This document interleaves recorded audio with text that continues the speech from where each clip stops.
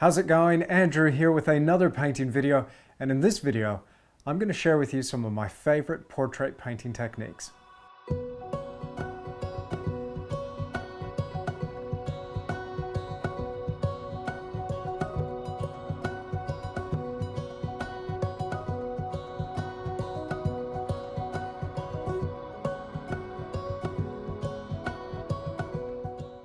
Now this is Wies van Egten. She's the wife of Harry van Egten, and you might remember Harry from a previous painting video. The family calls her Oma. She's a gentle, caring person with a kind demeanor. There was something about her that I just had to try to capture within a portrait, and the thing that really draws me to her as a subject is the way she smiles with her eyes. Now ordinarily I would love to get the opportunity to work directly one-on-one with my model and have a live studio sitting where I'm painting that portrait from life. But sometimes that's just not possible. So when that's the case, I try to get as much photographic reference as I can. I shoot reference material from many different angles, getting in as many details as I possibly can. From the clothing to jewelry to hands, even zoning in right on those facial expressions. You never know when your model's going to do just the right thing. So having quantity here with your reference material is absolutely crucial. I'm working directly on primed Belgian linen on a stretcher that's 24 by 30 inches. I need to ensure that the model here occupies the right space. So I begin with a bit of a gestural drawing, looking for those center lines, and a line that divides her cleanly in two, directly down the middle. I then draw in where the arms are going to go, and then I have the general location of Oma on the canvas. Now normally I would work on a colored ground, and for the most part I use burnt sienna, sometimes burnt umber, and this can tend to warm up my colors that I'm adding to my layers. But here I've just opted for a plain white canvas to show that you can actually do this without any ground color at all. Using some very basic lines, I divide up the face. This helps me achieve a likeness. I begin with a vertical line dividing the face in two, and then one where the eyes are occupying space. Finally, it becomes easier to work out where the nose and the mouth are going to go. And this, I find, really anchors our portrait. One of the dangers in working on a stark white background is we can't really gauge what our tones are doing. So here I'm just trying to cover as much ground as quickly as possible. Then it allows me to read those colors in the shirt and then in the face a little bit easier by having something to compare these zones to. Now, because Alma's wearing a bright red shirt, this helps me choose the appropriate color for the background. I always go for the complementary opposite of my subject. Here, it's green. Green and red sit opposite each other on the color wheel. Now, the color that I've gone for in the background is a muted green because I don't want this to outshine the subject of the painting. I'm using a bristle dagger here to block in the face, and I'm using some pretty simple combinations of color. Predominantly, it's titanium white with a bit of burnt umber and quinacridone crimson. Sometimes I'll use other earth colors like a burnt sienna or a yellow oxide. But I try to keep these as clean and simple as possible here in the block-in stages. We have a very ambient glow coming in from an open window that I can see in my reference material. So this ambient glow I'm going to make a little bit cooler and use a bit of quinacridone magenta and ultramarine blue. But overall, I'm going to try and keep this block-in as simple as possible. These brushes really do help speed me up as well. I can cover a lot of ground very quickly by using that broad side of the dagger wedge. And then it becomes really easy to blend across zones by using that broad face of the brush. Now, blocking in is one of my favorite aspects of the painting process because it's just so immediate. You're using really broad strokes of color, really simple combinations of paint, and it just comes together in a flash. One of the things that can help speed this up is having a medium that will provide a little bit of flow. Here I'm using oleogel, which is a thixotropic medium made by Langridge. It's a great medium for providing a little bit of a smooth, buttery consistency to the paint, and it makes your colors go a little bit further. However, never mix more than 1 part oleogel to 3 parts paint. Otherwise, you may run the risk of yellowing. Now, sometimes I smooth and blend features within the portrait to just give a little bit more softness, and then re-establish where the features are going to go. I use plenty of burnt umber here to just achieve a bit of a darker tone and a bit more warmth coming through that skin. She doesn't really look like Alma yet, but I do have faith in the process that she'll get there as I refine this painting more. Now, it's quite normal to feel a little bit disillusioned after the block-in stage. Like maybe you're not quite on the right track and the painting's looking a bit off or weird. Just recognize that it's part of the process. This process is about refining the image throughout those stages. We start off loose and then we gradually incorporate more details as the process progresses. Now, if we have the right foundation and we've laid the right groundwork here, it should make those details a little bit easier. I do feel confident that the groundwork is pretty solid. And so I start by adding tile-like brushstrokes of individual blocks of color. And I just build this face one tile or block at a time, paying very close attention to my photographic reference and looking at those transitions of color and tone. I pay very close attention to general masses and shapes within the face. I don't want to get bogged down in detail just yet, but just work out the location of everything to start achieving that real likeness. As you pay close attention to your photographic reference or your sitter in front of you, you'll notice that some very bizarre colors start to come through. One of the things that I'm using here is a lot of ultramarine blue and quinacridone magenta to achieve a slight violet tinge in this highlight on the side of the face.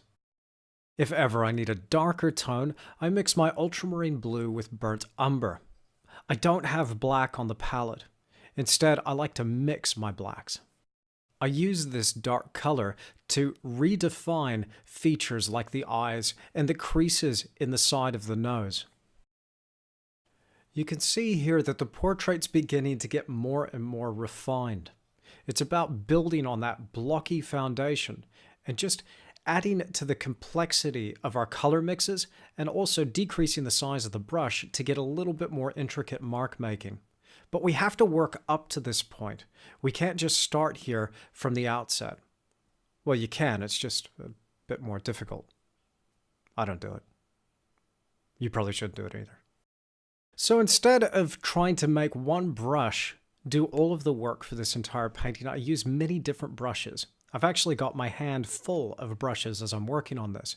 I'm using flats, filberts, and of course my favorite, the Tish dagger.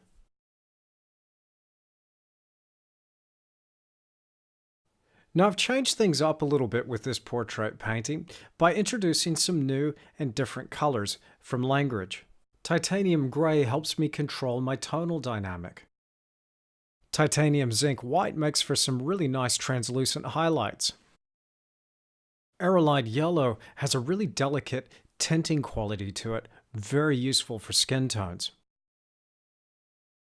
And also quinacridone crimson is very handy when it comes to achieving a little bit more warmth coming through the skin. For more details on the colors that I use, make sure you check out that tutorial on Harry. I'm paying close attention to the color temperature in these various mixes. And one of the things that I can use is that quinacridone crimson to increase the heat inside folds of skin. I balance this out with my cooler tones. It's all about creating a really interesting dynamic as well as a true likeness. And one of the things that can help with that tremendously is that juxtaposition between your warm and cool colors. I just love painting these character lines in the face. There's so much interest here to try to communicate with brush and color. It's great because each one of these individual folds and wrinkles provides an opportunity for an interesting highlight as well as a shadow. These highlights are very delicate though, and so to achieve a little bit more translucency, I can go for pure zinc white. This is a really nice alternative to lead white, which can be toxic and cause some concern for some artists. There also are some concerns though when it comes to using zinc white, and some artists have claimed that it goes brittle over time. It's not as archival as some of the other whites that you can use. When it's mixed with ultramarine blue, a little bit of quinacridone magenta, and burnt umber, it gives this really nice delicate feeling to the highlights on the side of the face here. Again, I always save my tonal best for last, and I gradually approach the topmost highlight for the end of the process. It's almost like sculpting in a way where slowly you reveal a three-dimensional form. Now this is also true for the darkest darks, or the most intense colors within the painting. So here in the lips, these fleshy red colors, I'm going to save towards the end of that process. Now where the crease in the mouth is, this is going to get a little bit more of a shadow. Now I am using a little bit of cadmium red here in conjunction with that quinacridone crimson. And to make sure these colors don't get too out of hand, I'm using a bit of ultramarine blue and burnt umber to desaturate. Now even though things are getting quite refined here at this stage, I'm pretty far from the final detail. I am starting to notice some interesting surface quality issues coming up, where I'm getting transitions between gloss and matte. It's something that commonly comes up when I paint portraits. If you have some time between these sittings, between your block-in and your modeling and your detail, you might notice the surface of the painting going between a matte or a gloss finish. This is quite normal.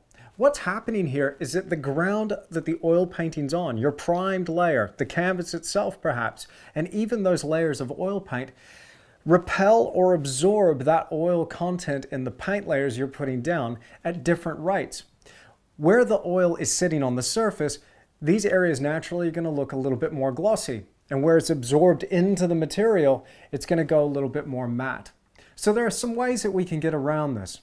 Now, one of the techniques that I use is called oiling out or oiling in. This is where we apply a very minute amount of oil or medium to the surface of the painting to even out that surface quality. Now, there are some real dangers when it comes to oiling in.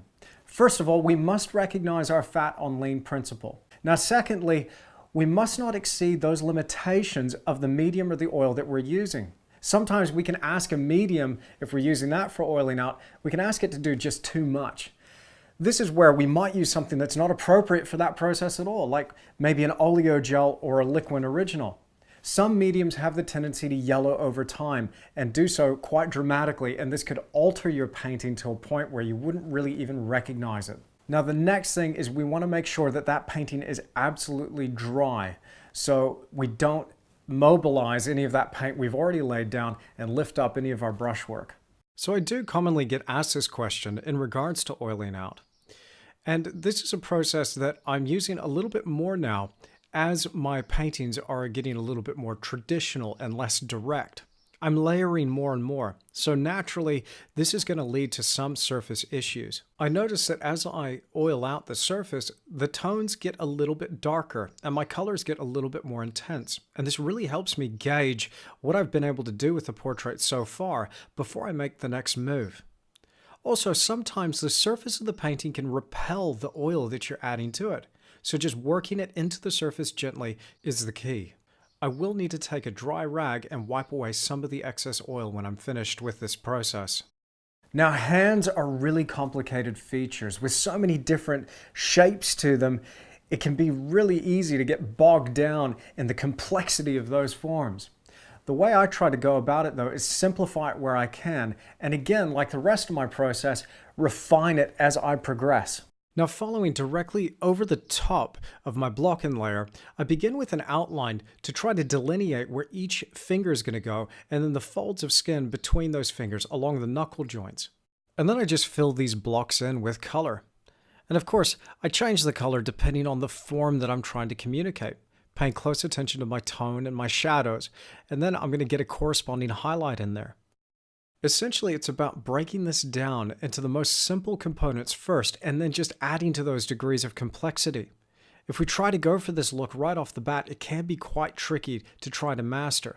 And I certainly wouldn't start there if you're just learning how to paint. Start with whatever's most simple and then refine from there. Now I'm trying to make the colors here as interesting as possible, and I'm seeing so much come through in that photographic reference. I always play with my complementary opposites, as I mentioned earlier, and so some of this highlight here is going to have a little bit of a violet tinge to it, and this is going to play off really nicely against that yellow given by the transparent yellow oxide and aerolide yellow that I'm using. Now I just love to paint jewelry, and again, painting shiny metal can be a little bit tricky. Here, like with other things, it can be all about preserving tone. If we save our tonal best for last, then we can allow a nice crisp highlight to occupy the right space and make that piece of jewelry pop. We've got to start off with whatever's simple though, and not try to over detail this. So here with this pendant, for example, you can see where I've outlined the shape of it first. After having a very firm dark line around the outside of it, I then begin to work these transitioning tones of various grays, again staying away from my brightest tone.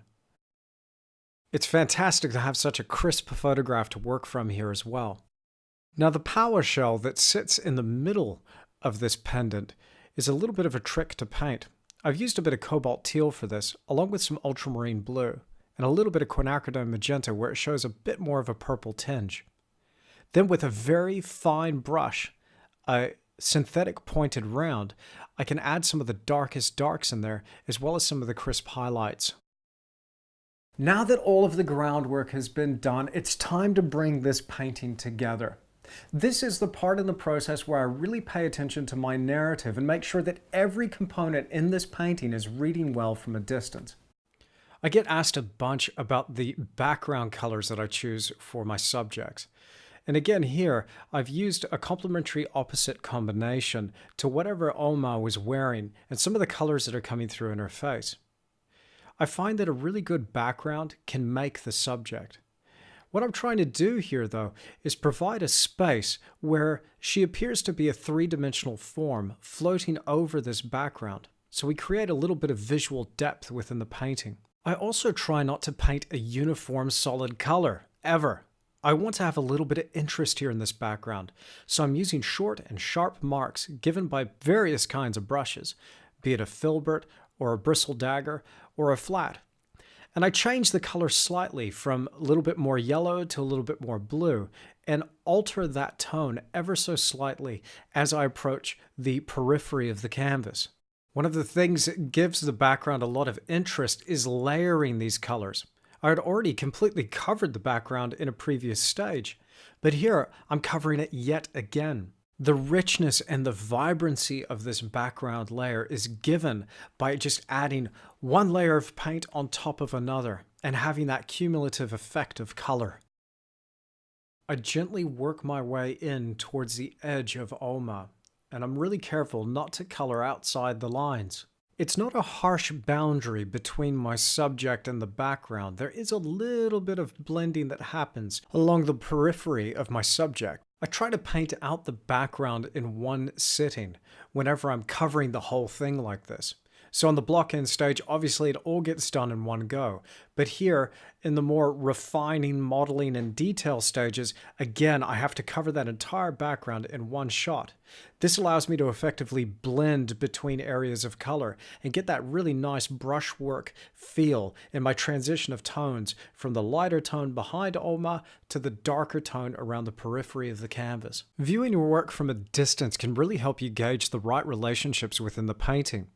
And again, here, I decided I needed just a touch more saturation in the background, that my previous layer was just a little bit too gray. The extra color here in the background I felt would contrast a bit more with that red shirt. Now, we can go back and clean up some of these lines, and here I'm using a soft brush to just rework that edge. Now that the background's wet, I can work in some of this hair.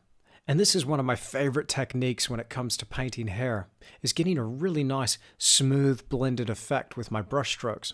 I love dragging that lighter color through a darker tone in the background, and then bringing some of this color down into the hair itself. Now again, if you were going to use this technique and you found that that green in the background got a bit out of hand, then remember your complementary opposites.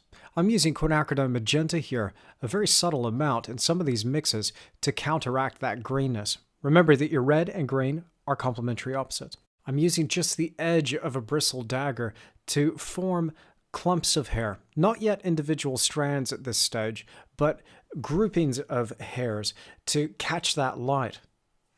And it's all about light here, saving my tonal best for last. I start off with a muted, subdued gray and then gradually increase that tone. And now it's time for the final detail, those last little bits of paint that are going to make all the difference in the world. One of my favorite ways to detail a portrait is using a technique called glazing. I get asked about glazes all the time. And one of the things that I use for my glazes is transparent colors. We need to use something that light is going to be able to transfer through. And so it's just going to provide a little bit of an alteration or a stain to the surface. Also, when glazing like this with a fluid glaze, I try to keep this for the darker areas, and I'm not painting out huge portions of the painting. I think that this would work really well down in those wrinkles. Now, when you're selecting the right colors for your glaze, sometimes the name of the paint can give it away. But do flip over the tube and have a look at the hiding power, and it should say right there if this is going to be a suitable tube for the job. Now the surface of the painting is fairly dry, and I'm applying this with a synthetic round down in the deepest crevices of those wrinkles to just give a little bit more tonality and perhaps a more three-dimensional nature. After I've applied the glaze, I obscure it by using a softer round brush to come through and just blend that a little bit. It still remains down there in the deepest crevices, but it's just obscured just enough to give a little bit more depth of tone. This glazing technique can also be used for your darkest darks, such as the pupils in the eyes and creases around the eyes. Here I've allowed my mix to get a little bit darker though, and I've used nearly pure ultramarine blue and burnt umber with a little bit of that stand oil. Now glazes don't all have to be dark. Sometimes they can be light. But for a lighter glaze, what I tend to do is have just a little bit less oil in these combinations. Remember that your oils and mediums may have the tendency to yellow, and this would be counterproductive when it comes to applying a lighter glaze. I'm using some of these lighter colors to achieve just a touch of reflection off the eyeball and crisp up the white in the eyes. These last little marks really set the character of Oma, and I feel she's starting to get that character that was initially so inspiring about her. It's a very gentle and delicate approach, and whenever I lay down a mark, I just check to see if it's effective. Sometimes I have to readjust, smooth out, or blend some of these marks. Of course, a light glaze could also be applied to the side of the face that is catching that ambient glow from the window. And here, this is nearly pure zinc white with a touch of ultramarine blue and a little bit of quinacridone magenta. And it's more or less just dry brushed across the topmost marks and bumps that are on the surface of the canvas. Just wherever that paint could be deposited to just increase that tone and make sure that light is really hitting the side of the face. And then finally, it's time for those last little surface features, like the eyebrow hairs. Now I'm using a trimmed synthetic round here with just the slightest amount of titanium white, burnt umber, and ultramarine blue. It's not the brightest white that I can make, but I'm just applying these lines in a very fine way, and just a few. We could overdo this technique. A few marks will go a long way. But we really do need to think about our lightest tone. I have mentioned that we need to save our tonal best for last. And I think the most bright thing in this painting is going to be this chain here, and perhaps some glint off the jewelry. I'm going to approach this with a series of lines that are going to be of varying tones. And to get that twisted quality in the chain, I'm just applying sparingly the finest little dots with a trimmed synthetic round. And I'm using nearly pure titanium white for these final marks. It has been such a joy to work on this portrait of Oma. She's become one of my favorite portraits that I've painted. There was so much to her character that I wanted to try and get into the canvas. I really try to focus on people that inspire me when I paint a portrait, and Oma certainly is an inspiration. I believe you can tell so much about a person's character just by looking at them when they make eye contact with you. Their eyes seem to tell a story. A big part of Oma's story was her life with her late husband, Harry Van Egten. I've designed these two paintings so that they may hang together, and the composition hinges upon the table where they used to sit and spend time together.